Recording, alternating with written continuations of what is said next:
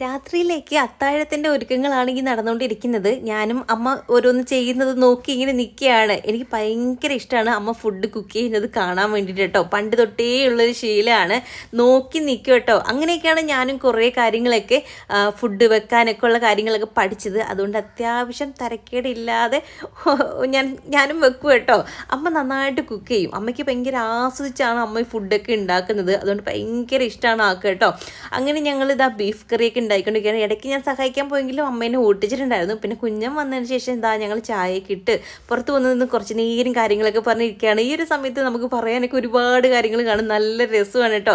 പിന്നെ കുറച്ച് നേരം സിനിമയൊക്കെ കണ്ടിട്ട് ഫുഡ് കഴിക്കാനുള്ള ടൈമൊക്കെ ആയി. നമ്മുടെ ബീഫ് കറിയൊക്കെ റെഡി ആയിട്ടുണ്ട്. ഇതിൻ്റെ റെസിപ്പി കാര്യങ്ങളെല്ലാം ഇട്ടിട്ട് കയറി കണ്ടു നോക്കാം കേട്ടോ. പെട്ടെന്ന് സിമ്പിളായിട്ട് ഉണ്ടാക്കാൻ പറ്റുന്ന ഒരു കറിയാണ്. അങ്ങനെ ഇതാ ബീഫ് കറിയൊക്കെ ആക്കി ലിവർ ഫ്രൈ കുറച്ചുണ്ടായിരുന്നു, അതെടുത്ത് ഫ്രൈ ചെയ്തു. അതിൽ ഒരു പീസ് ഞാനെടുത്ത് കഴിച്ചു. കുഞ്ഞൻ കണ്ട എന്നെ തട്ടു കേട്ടോ. ആൾ പറഞ്ഞിട്ടുണ്ട് ഈ ഒരു സമയത്ത് കഴിക്കാൻ പാടില്ല എന്നൊക്കെ. അതുകൊണ്ട് ഞാൻ ഒരെണ്ണം മാത്രമേ എടുത്തുള്ളൂ. അവർക്ക് പൊറോട്ട ആട്ടോ. കുഞ്ഞിനാണെങ്കിൽ ബീഫ് കറി കണ്ട് അപ്പോഴും പൊറോട്ട കഴിക്കാൻ ഭയങ്കര ആഗ്രഹമാണ്. അങ്ങനെ മേടിച്ചാണ്. പക്ഷെ ഞാൻ കഴിച്ചില്ല. ഞാൻ ചോറാട്ടോ കഴിച്ചത്. ഇപ്പം നമ്മൾ പൊറോട്ട അങ്ങനെ മൈദ അങ്ങ് ഒഴിവാക്കുകയാണ് ഞാൻ.